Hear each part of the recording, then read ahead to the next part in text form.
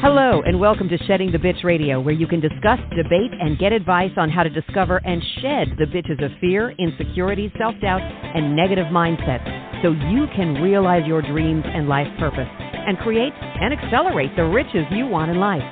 Join us here live every Tuesday at noon Eastern and dialogue with us at 818-572-2910. You can also chat with us at Blog Talk Radio /SheddingTheBitch or share your stories on our website at sheddingthebitch.com. Whatever the bitch is that's holding you back from living your life to the fullest, it's not worth giving up the riches in life that you deserve. So call in now and let Bernadette Bose know what's holding you back. 818-572-2910.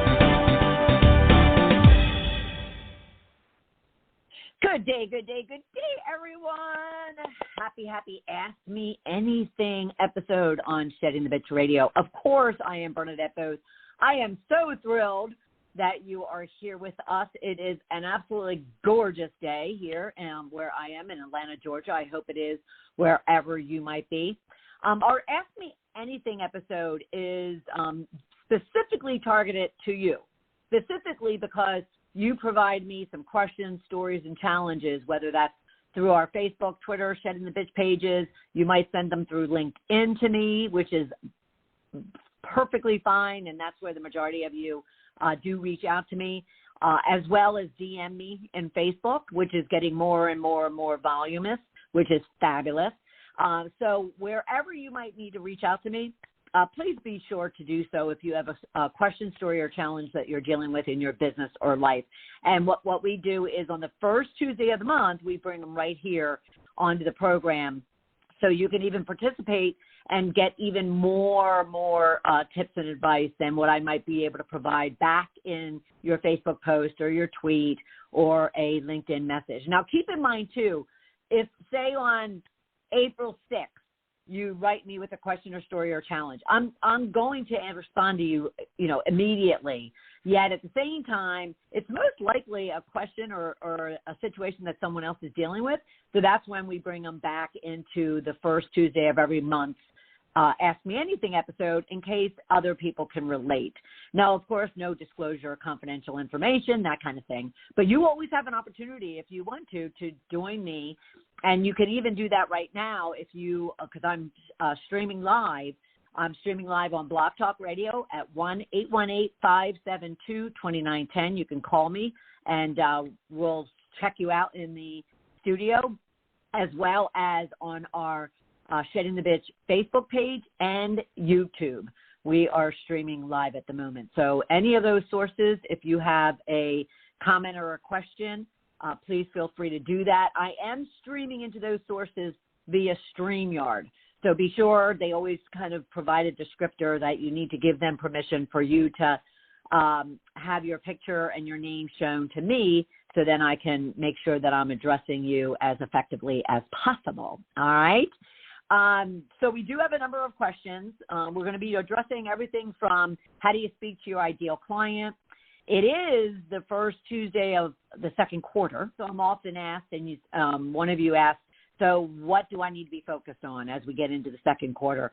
As well as then we're going to have a conversation, because this has come up a lot in the last 30 days from a number of other coaching and training programs I've been doing, but someone wants to understand how is it that our emotions affect our thoughts, our feelings, our words, so forth and so on, and what can you do about it? So great questions, but at the same time, if you have any of your own, then be sure to reach out to me. And again, you can call me at 1-818-572-2910. On Blog Talk Radio, I should also say that if you happen to be out there live and you're streaming it there, then scroll down to this particular episode and you'll see a chat room. So there's numerous ways that we can be connecting together during this next, about 45 minutes to an hour. All right? So before we do that, I need to thank our new viewers and listeners. You have been coming, and the program has been getting more and more visibility, which I'm thrilled at, and therefore you're finding it. And at the same time, you're also rating us, you're subscribing, you're following, you're liking, you're leaving comments, you're making suggestions on topics and guests. Please continue to do that. It helps us to continue to broaden our visibility out there to help as many powerhouse female business owners as we can. So please continue to do that, as well as our ongoing loyal listeners and viewers.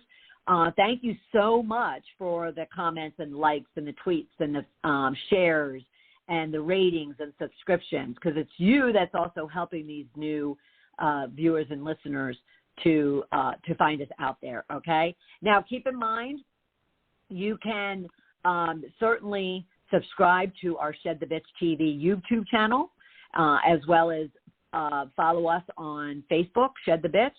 You can also, if you stream your podcast on, Apple Podcast or Stitcher or TuneIn or one of the other streaming services, be sure to subscribe, follow, like, comment, rate, all those good things, all right?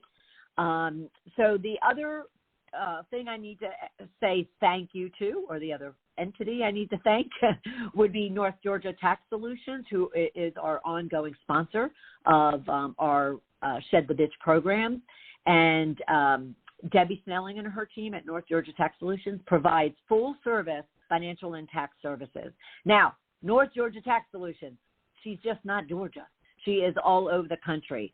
So she and her team are fabulous. And if you want to learn more about her, you can go to ngtaxsolutions.com and, tell her I said hi, but certainly check her and her team out. They are fabulous. They are fabulous. All right.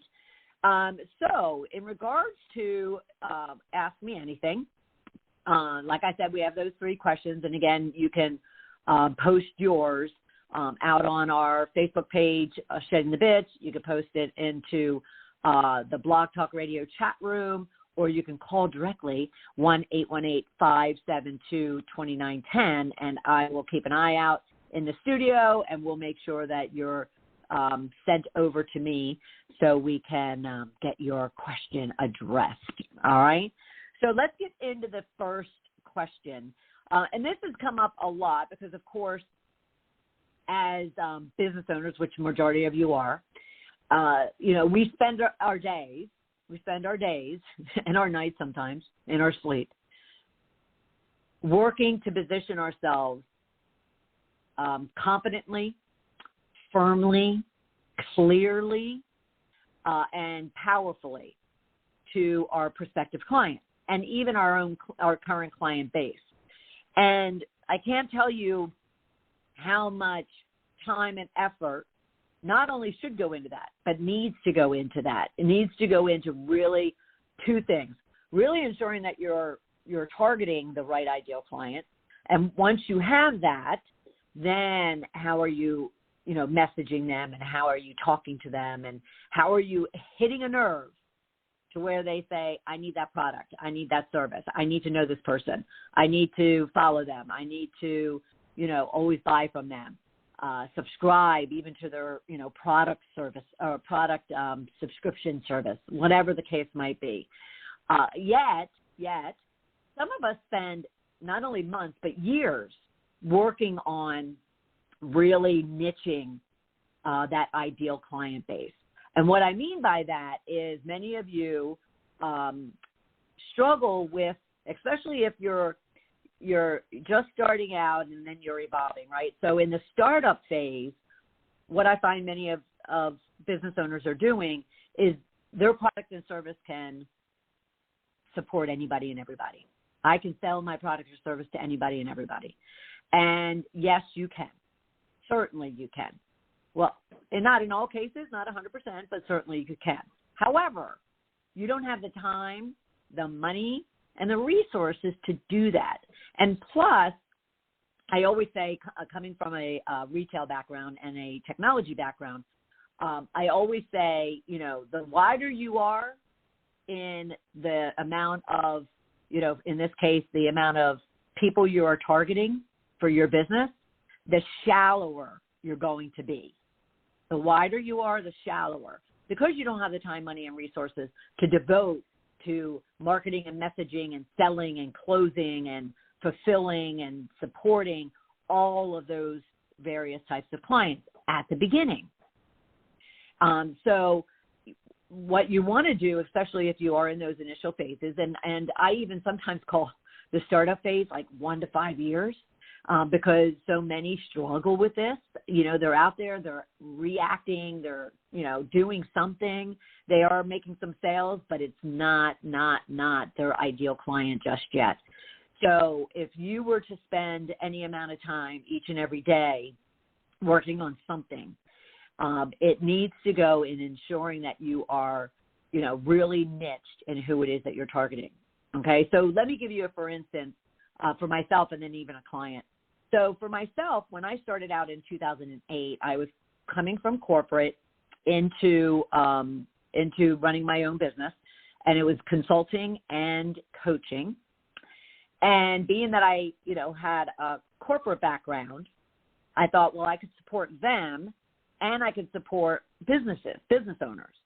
I knew enough about business to where I can help people in their business, but I can also help and continue to do what I was doing in corporate for 25 years. I can continue doing that. But those two markets are huge, first off, and there was no delineation of like who in the corporate market. It was just corporate businesses. It was just business owners. There was no delineation of industry, of sector, of gender, of level of individual or level of organization like revenue or number of employees. There was none of that, and which is common, very, very common for those in the initial startup phases. And yet at the same time, I was absolutely killing myself for the first year and a half, trying to not serve them. Gosh forbid, I wish I had gotten enough to where I was serving them. I was just trying to, nail the messaging to where I got their attention. And this is long before all the noise of social media that we have today. So here I was, and which is a commonplace for many. And think about it for yourself. Is this where you are? Where, there was just so many different ways I could have cut up, and spliced those two target markets and make them very, very narrow. Because the narrower you are, the more niched you are, the deeper you can go. If you're only talking to, retail, or I'll go with my scenario, retail organizations with more than 1,000 employees that generates $100 million or more in the United States, and they are brick and mortar versus even e-commerce. So you see how I could go broad from corporate, and then I could start splicing it in such a way that it becomes very narrow. And then, there's fewer in that, but just think that if I got that narrow and that you got that narrow, and then I said, okay, I'm going to market a message just to them. I'm going to always speak to retail, brick and mortar businesses with, 1,000 employees or more earning $100 million in revenue or more. I'm just going to speak to what it is that they're dealing with, what their challenges are, what their opportunities are, what their needs are. I'm going to hit on getting their attention, as opposed to if I was talking to any business owner running any type of business of any size in any country, in any industry and sector, so forth and so on. Does that make sense? So I can always tell, even when I'm working with a business and they've been in business for 3, 5, 7 years, I can tell that they are still a startup, because the amount of years you've been in business doesn't align necessarily to what phase of business growth you're in. Because I've had businesses that have been in business for a year, and they have been, laser focused on who they're serving, how they're serving them, how they're messaging them, how they're supporting them. They're solid in the infrastructure they've built to support it, so forth and so on. And they have, revenue being generated, some small, some large. And then I've been in businesses that have been in business for 7, 10, 12 years, 15 years, and they are at early stage because they have lasted this long because maybe they have one core solid client base. And in this instance, they had like 5 logos, as I call them, but they had 5 core customers that they were able to generate enough business to kind of pay the bills. And yet they never were moving beyond that. They weren't moving beyond that.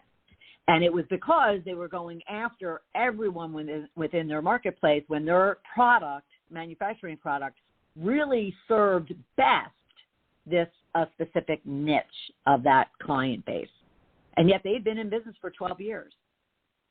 So what you really want to do, especially if you're listening and you're on the newer stage, let alone if you're the 3, 5, 7, 10 years in, is look at who your ideal client is and make sure it's as niche as possible.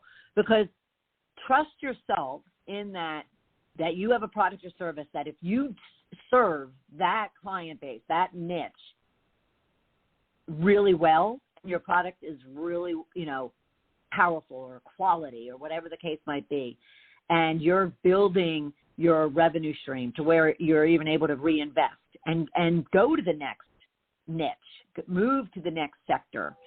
And then not only that, but then based on product or service, you're able to get reviews and testimonials and ratings and all kind of other things. So then you have proof, social proof, that what it is that you're doing and what your business is doing is viable and valuable and creating an impact. And therefore, trust me when I say that as you are sharing that out there, there's people paying attention. There's people paying attention all of a sudden going, oh, well, wait a minute. I'm not necessarily in retail brick and mortar, but I am in e-commerce, or I am in technology, I am in manufacturing, and yet what the product or service that they have is definitely translated, can be translated into my industry, which in many, many, many, many cases is true. I have a friend visiting Coco today, so you'll have to mind her chirping. It is a puppy, but she sometimes sounds like a parakeet.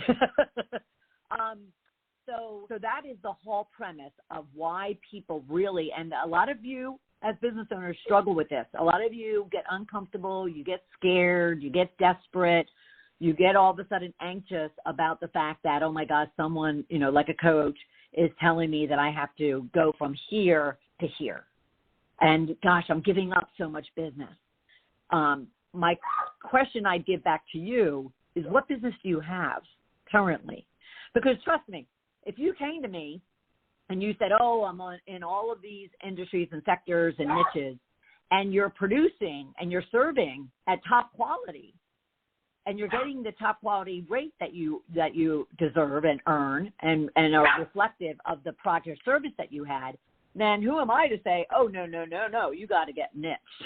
No one's going to do that. But that's not the case. That's not the case. Because what I have to remind everyone on time and time again is 90% of business owners, doesn't matter how long they've been in business, 90% of business owners earn under $100,000. Why do you think that is? That's a question you can ask yourself. Why do you think that is? Okay, so say you now have your very niche client base. And in this case, we'll use the retail, brick and mortar, 100 million or more, 1,000 clients or more, or 1,000 employees or more, right? So the question that I received was, how do I speak to them?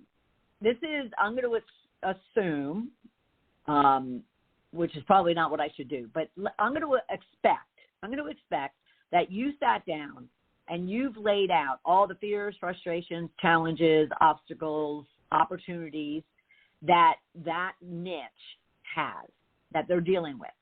You've done research, by either, studying other companies, comparing various companies in the retail, brick and mortar, 100 million above.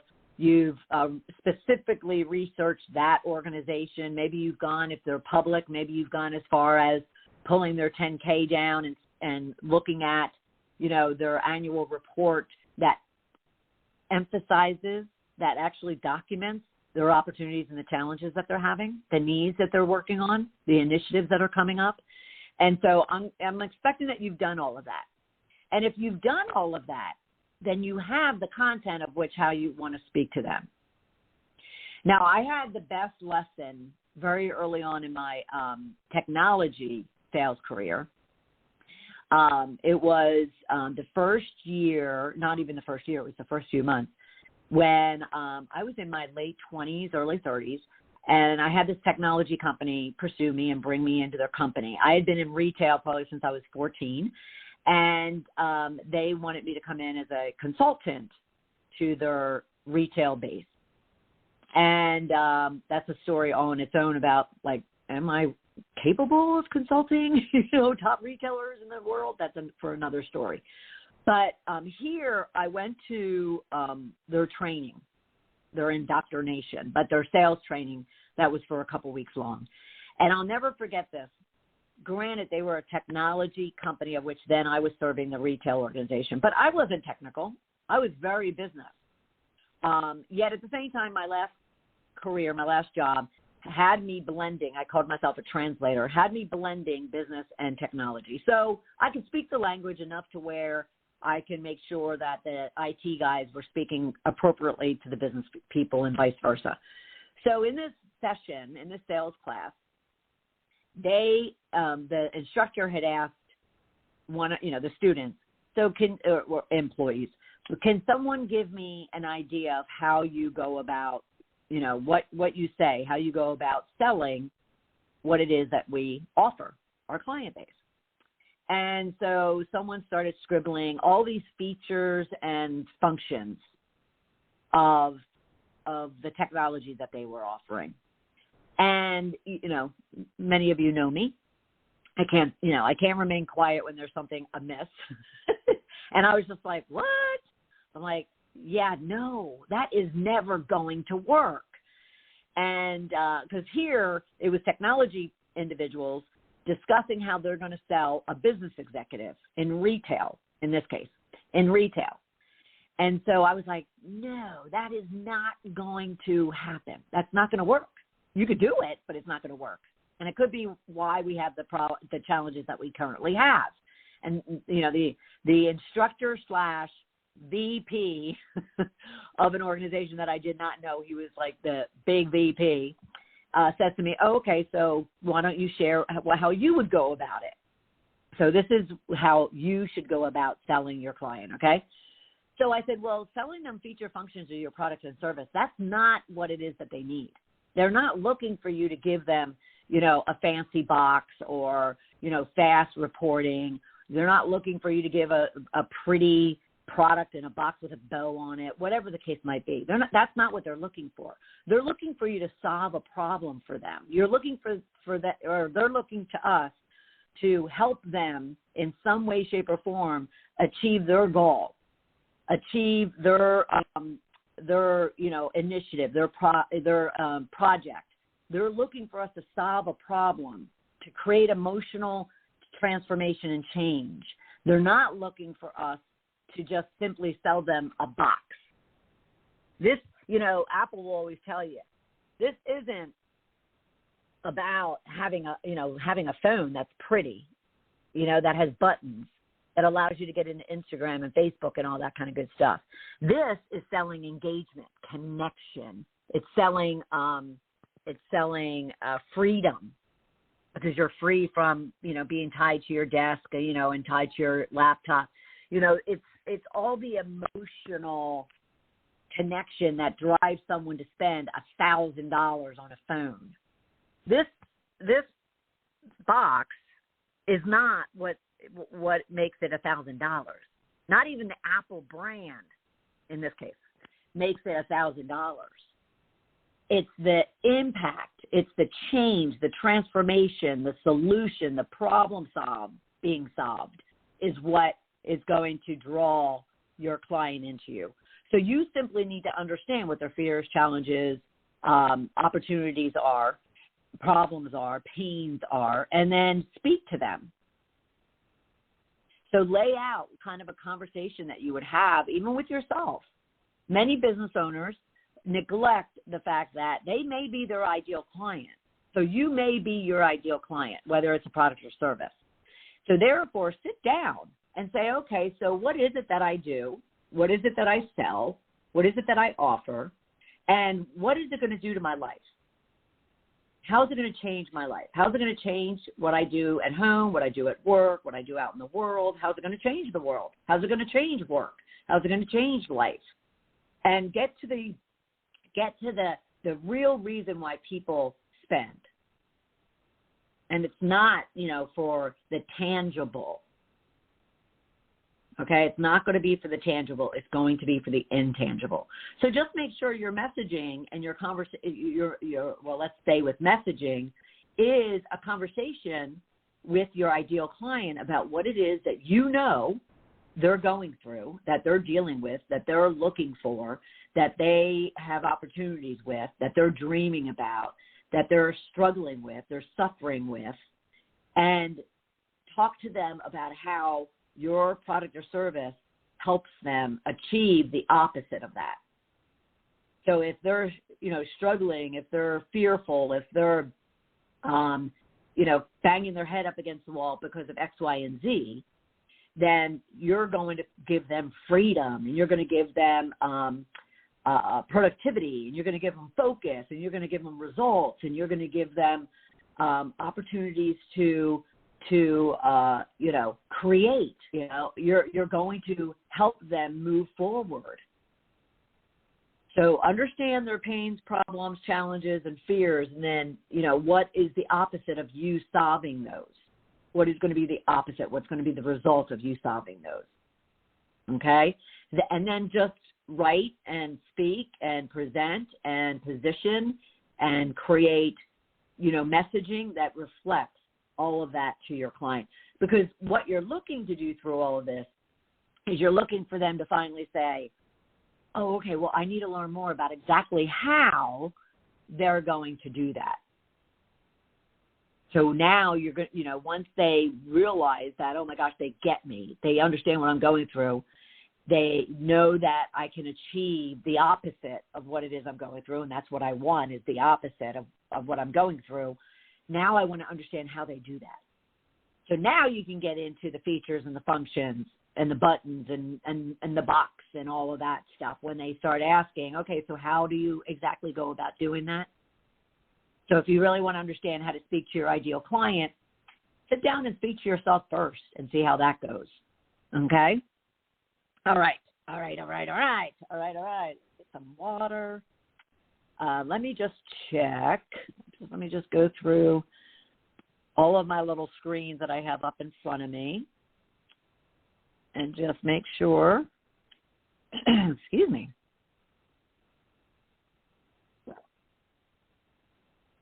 Okay, I've been talking all morning, and I have a bunch of stuff to go for the rest of the day, so bear with me in a dry throat. All right, so our next question is all about, she didn't say to me, it's Q2, what do I focus on? I just realized the other day, as I was actually the last part of last week, when I was pulling together the questions, I realized, well, you know what? It's the first, it's the first business day of April, which means it's also the first business day of Q2. And I love, even though every day is an opportunity to start over, every day is an opportunity to hit the reset button, so forth and so on. I do love those point in times where it's almost like January 1st, it's resolutions start on January 1st. If you're neurotic like I am, I only start goals on Mondays, like especially fitness or health or diet. I'm drawn to Mondays because then I can run loose on the weekend before Monday comes around. However you operate, it's okay. But so what we want to do though is she had asked, so what should I be focusing on? It's a new month. And I kind of just translated it to, it's also a new quarter. So what should, one be focused on? Well, again, it depends upon where you are in your business, what it is that you really, really kind of need to work on in your business. If you are established, okay, and many of I really work with those that are struggling to break through from 5 to 6 figures. Remember, 90% of business owners earn under $100,000 a year. 90%. So I am very drawn to helping those that are in that camp. But at the same time, there's many, many, many of you, a good part of you, that are also struggling to go from 6 figures to 7 figures and break that ceiling.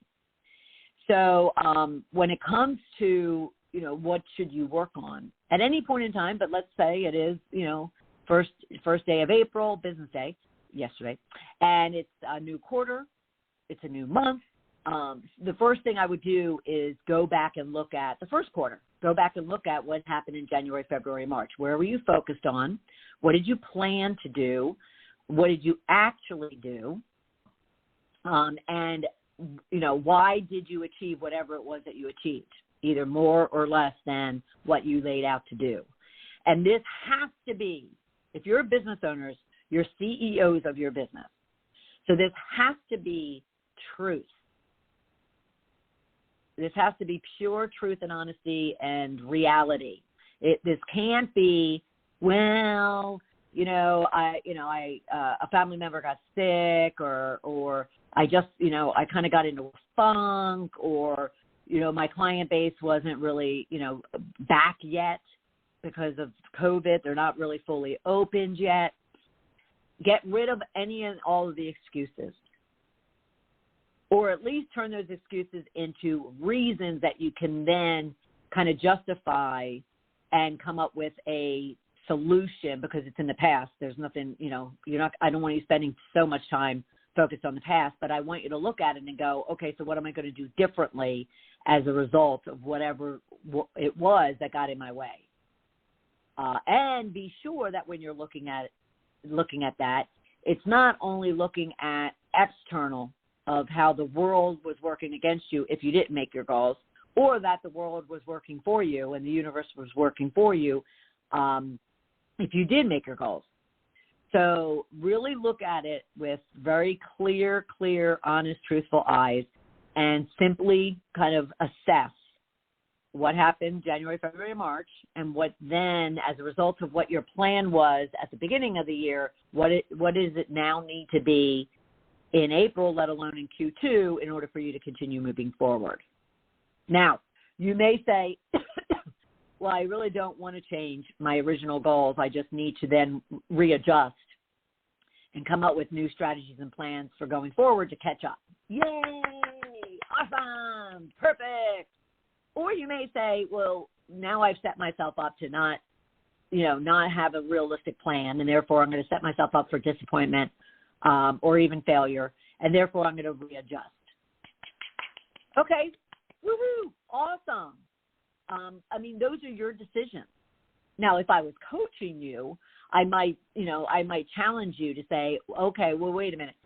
Can you still catch up? Can you really make up what it is that you kind of lost out on in the first few months or 1 month, whatever the case might be? Do you still want to hit that goal? You set the goal. There was a reason you set the goal. Do you still want to go after that goal for the reasons that you stated, the why that you defined?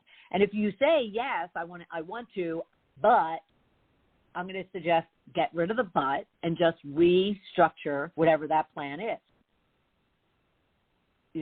Change up what you're doing from a prospecting and sales perspective, change up your products or services, change up your pricing, change up who you're targeting. There's so many levers that you can pull and change and adjust in your business in order to ensure that you achieve whatever plan it is that you're laying out. But to kind of what should you focus on at the beginning of a period, I'll call it, is look at where you've been, what you've planned, how you landed, and whether or not you're going to continue moving forward with that original plan or you need to change it. And then you put a new plan in place for what it is that you're going to do going forward. It's really as simple as that. Now, what's not so simple, and what I find many of you struggle with, and it's probably the big reason, one of two actually, big reason why 90% of business owners, don't break through from into the 100,000 mark, is you don't know your numbers. You don't know your metrics. You didn't really lay out, and if you did, they weren't done in such a way that you then have been tracking them and assessing them and adjusting them, all along over the last several months. So you as a CEO, because that's what business owners are CEOs of your business. You need to wear that CEO, hat, let alone a mindset, which we'll get to in a second. But you need to have your numbers. You need to have your metrics, your KPIs, whatever you want to call them. You need to know what it is you're working toward. In your business, what is your revenue goal? What is your net income goal? What is your profit goal? What is your number of client goal? What is your number of products sold? What is your lifetime value of a customer? What is your average ticket of a customer? Whatever the appropriate metrics are for your business, you need to have them as part of your plan. So what I'll often see is, yes, people will have, especially after I work with them, they'll certainly say, all right, so this year I want to achieve $500,000 in gross revenue. And they might say, and, at a profit of, if they're a product, let's say 12%. And they may be able to say, and I'm going to take a percentage of that and reinvest it in X, Y, and Z. And that would be, if I start working with someone and they have at least that much information, that is far more advanced than the majority of you. Majority of you have that number, the 500,000, without real good justification or how you're going to get that number. It's just like, okay, I'm going to get that number. That's the number I want to get.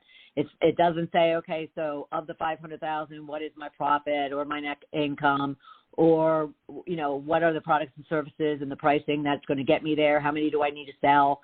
How many, what does my funnel need to look like? If I'm in a services business, what does my funnel need to look like in order for me to, if I want to get 10 clients a month, that means I need 100 leads, of which I'm going to convert, 50 of them into, some degree of a follow-up. And then of that 50, I'm going to get 20% of them on a call. And of that 20%, I'm going to close 5%, which gives me my 10.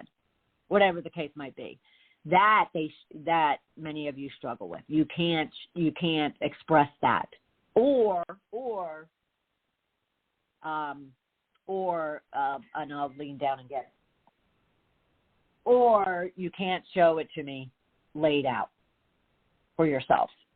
And if you indeed want to break that 100,000 or that million mark, and you would think, oh, well, those people in the in the 100,000s, whether it's 101,000 or it's 500 or 700,000, oh, they got their shit together, so to speak. Yeah, maybe not.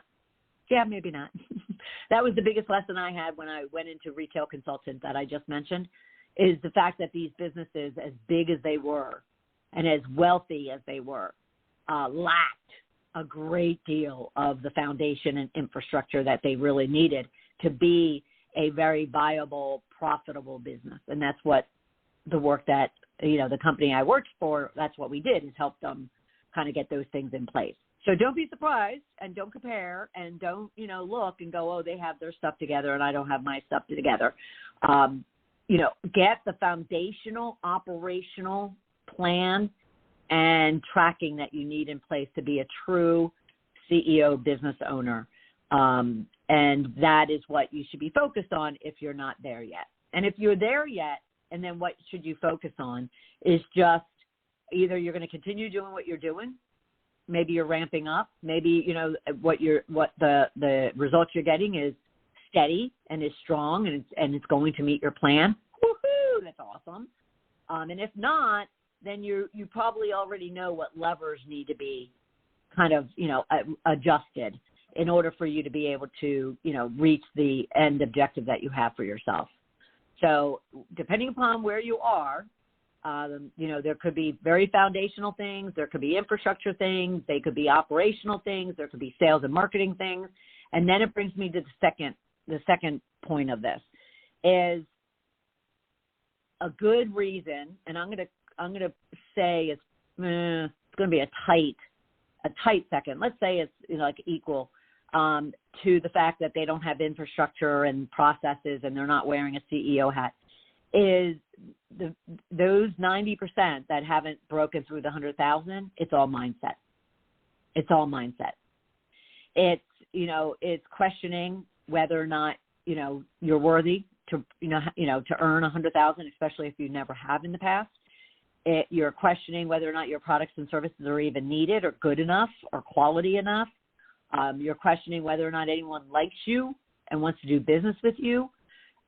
You're beating yourself up because someone else has something that's much prettier and sexier and different than you do. It's all mindset. It's all mindset. And so I actually, kind of use a term that, you should be spending 80% of your day on mindset, 20% on your skill set. And I actually had a few people challenge me in a very good way to say, I think it's more like 90-95% mindset, 5% skill set, 5% your work. And I can't object to that, because this will lead into our next question. But keep in mind, if you are questioning yourself, if you are doubting yourself, if you are feeling desperate, if you're feeling like lack, you're getting up and you're like, God, no one is showing up for my challenges. No one's showing up for my work. No one's buying my product. No one's going to my website. No one's calling me. No one wants an enrollment call. I mean, all of that negative, self-loathing attitude and communication within yourself is affecting how you're going out in the world. Because most likely you're like, well, no one's going to show up anyway, so I'm not even going to bother. And when I say even bother, you may show up and say, okay, so they might not show up. But then you're not going to feel secure and confident enough to go and create new product or beef up the products and services that you have, or go and form a partnership, or find a joint venture partner or an affiliate, or go and get that public speaking opportunity, or go and find that outsource entity that can help you bring your product to market. You're not going to do those things. You're not going to take those chances, do that creativity, take those risks, because you're all like questioning your worth and your value and all of that. So focus on, look at whether or not, why you're where you are. And maybe that's doubting or being stuck or frustrated, overwhelmed, whatever the case might be. Even look at, well, no, I feel great and I'm moving and my business is steady. I just want to go to the next level. Okay, then just ask yourself, what's keeping me from going to the next level? For this person, is it all this junk, that, this mindset, this, fear to where you're not taking risks and looking for new opportunities?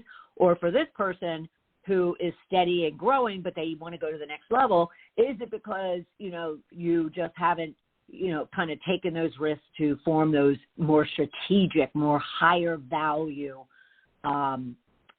relationships or partnerships or products or services or, contracts, so forth and so on. So just ask yourself, what is keeping me from the next level, and then address it. Okay? And that's what you should be focused on. If you're not generating revenue right now, you need to every day be focusing on revenue generating activities. If you're not generating, if your marketing messaging, Facebook ads, boosts, your Twitters, your Facebooks, your Instagrams are not attracting what it is that you want, then look at it and say, okay, so, what do I need to change up here? What am I not conveying? Why is it not hitting? And what do I need to change about it? It's really that simple. It's not rocket science. What's working, what's not? What's working, what can I do differently to accelerate it? What's not working, what do I need to do to improve it and change it? Okay? All right. Now, that does lead us into our third question about that I got about emotions and thoughts. And really it came to mindset. They didn't really know the words, emotions to or beliefs to emotions to thoughts to feelings. So let me break that down. But it came to mindset. Like the question was basically, how does my mindset affect whether or not I'm going to be successful in doing this or not? And it has everything to do with it. Like I said, your skill set is not the issue. You possess and you have everything that you need. And if you don't, then learning a new skill is easy. That's the easy part. What's not so easy is if you don't have belief in yourself, if you feel like you're unworthy, if you are doubting and questioning and beating yourself up, if you're comparing yourself to others or judging yourself, feeling desperate or lacking, then all of that is going to feed into how you act and therefore the results that you get. So let me back it up a little bit and just break it down, okay?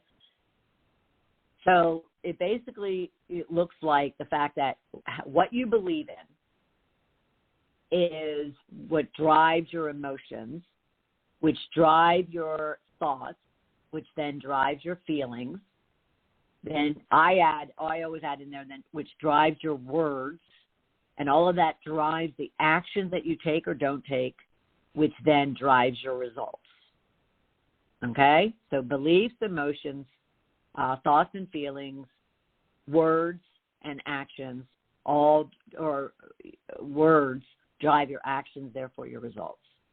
So just sit back and consider, if you were to looking at, the last two questions about how do I speak to my client or what should I be focused on this year, you could look at it and say, okay, so what's driving these fears, insecurities, negativities, doubts that I have, what we call bitches here in the Shedding the Bitch community world. You might be able to then, kind of go back into your childhood, into your teens, into your, 20s, into that last, business relationship you had or contract or employer or whatever you have, and kind of come up with scenarios, experiences, encounters, something that, triggered your belief that you have in yourself now that might be, you're not good enough, you're not worthy enough, you're not pretty enough, you're not wealthy enough, you're not this, you're not that, so forth and so on. But you have to really kind of go and what I call excavate your soul to really uncover the source of the beliefs that you have.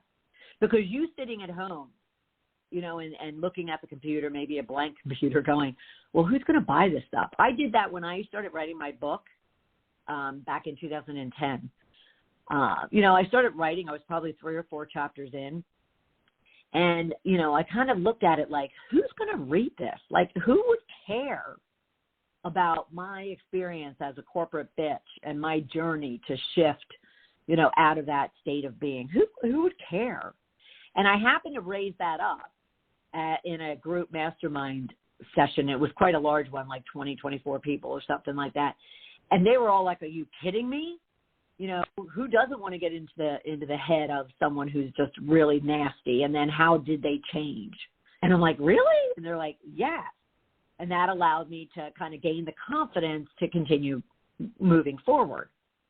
So think back on maybe the last situation, which could have happened 5 minutes ago, that triggered your bitch, that triggered that belief or emotion, thought or feeling, or even the words that because a lot of us, we are more aware of the words that we're using to ourselves than the next level, which is your feelings, which then your thoughts and your emotions and your beliefs.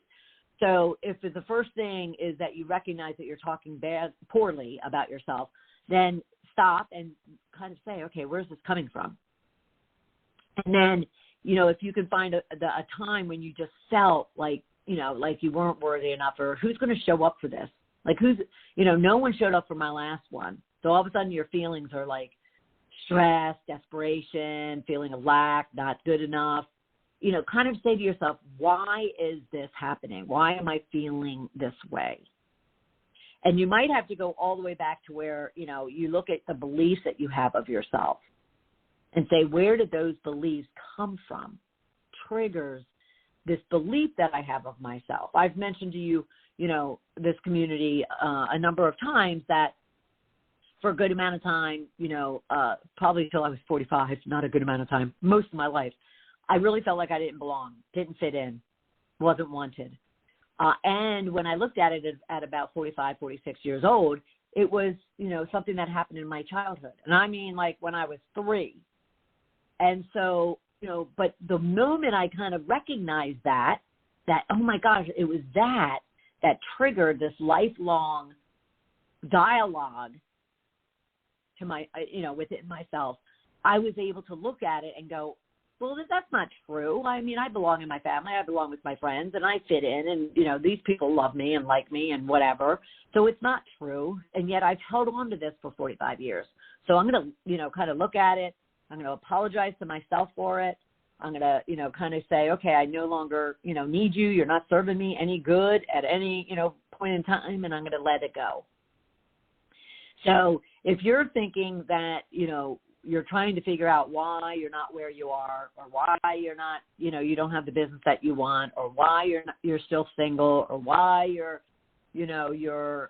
always seem to be struggling, maybe financially, then just go back and spend time looking at your beliefs, emotions, feelings, thoughts, and words, because they're all going to impact it. So let's get practical. Let's get a very simple scenario of this to kind of lock it in.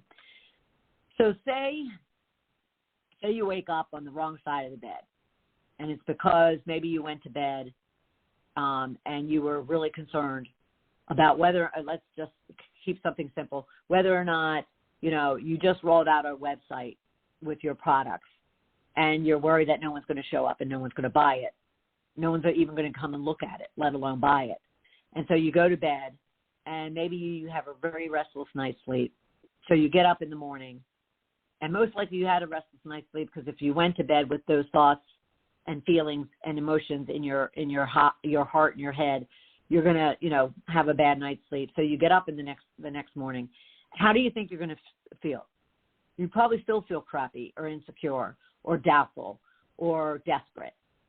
And then if you don't do anything to shift all of that junk, then you're, probably going to drag yourself to your desk. You may not even want to go to your desk and open up your computer.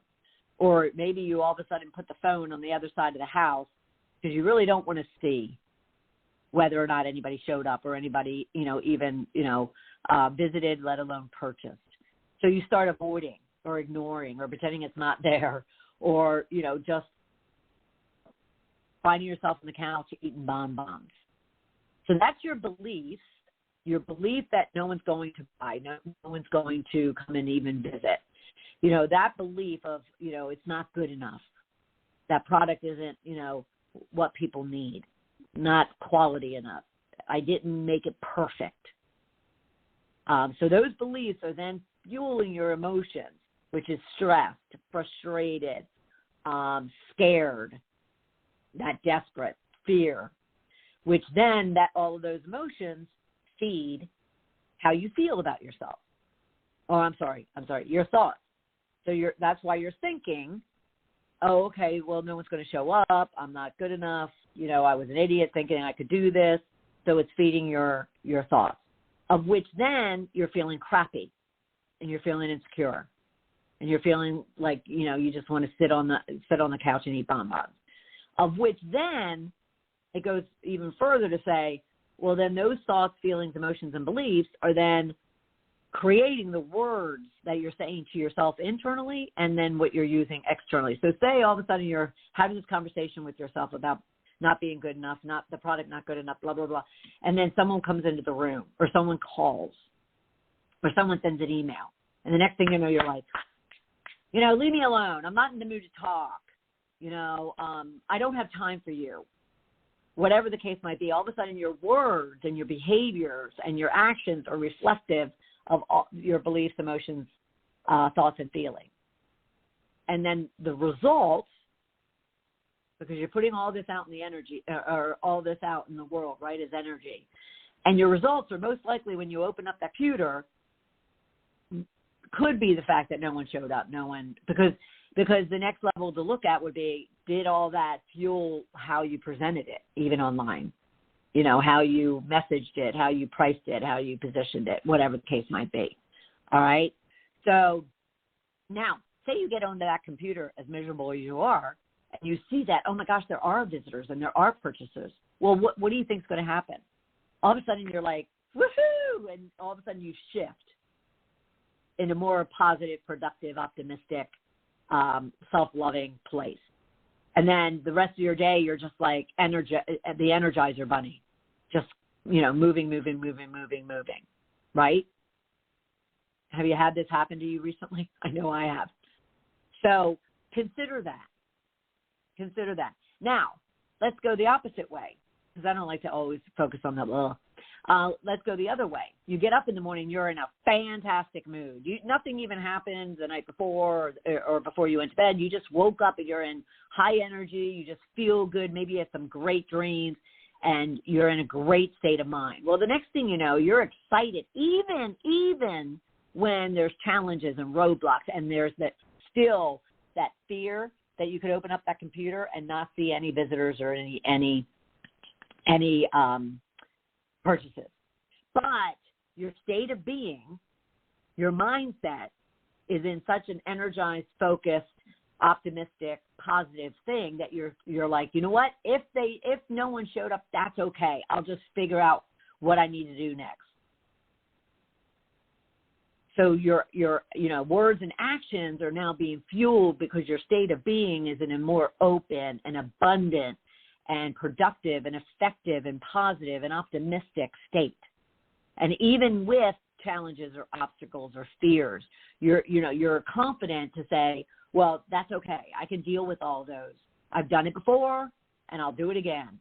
And yes, I may not have any visitors or sales right now, but I just need to figure out what I need to tweak or what I need to do differently, and I'm going to do it. I'm determined and focused. It's why, those that are successful, those that have broken through, from 5 to 6, 6 to 7, and even far, far, far beyond, it's because it's not as if they never have a bad day or they never feel insecure or doubtful or fearful or unworthy. It's just that they know what it takes to shift out of that mindset in order to be productive and effective and focused and clear and determined and persistent to keep moving forward. So yes, your emotions and beliefs and thoughts and feelings and words certainly impact your success or lack of. So spend time each and every day focusing on that. All right. Let me take a look here just real quick. I just want to remind you that the first Tuesday of every month is Ask Me Anything, and you could post your stories, questions, or challenges out on our Facebook Shedding the Bitch page. You can shoot me on a DM on Facebook. You can send me a private email on LinkedIn. You can go to blogtalkradio.com/Shedding the Bitch Radio and use the comment section to post your questions or your comments. Find a way to reach out so you get the support that you want and need. Okay. And then lastly, I do want to share that on our our Powerhouse Maverick Shift to Riches page, every Thursday at 1:00, we have a Powerhouse Maverick training session. This week, we're going to talk about how to deal with haters, which has been a top of mind topic for many of my clients recently. So be sure to go onto Facebook, look for the private group, Powerhouse Maverick Female Business Owners, and join in. And every Thursday at 1:00, we have a training session, and you're more than welcome to join in. We'd love it. All right? So for everybody here in the Shedding the Bitch community, thank you so much for joining us, and we will see you right back here next Tuesday at noon Eastern Time. Take care, everybody. Bye. Thank you for listening to Shedding the Bitch Radio with Bernadette Bose. Join Bernadette every Tuesday at noon Eastern as she helps you shift your bitches to riches. And the dialogue is always going on at sheddingthebitch.com. See you next week.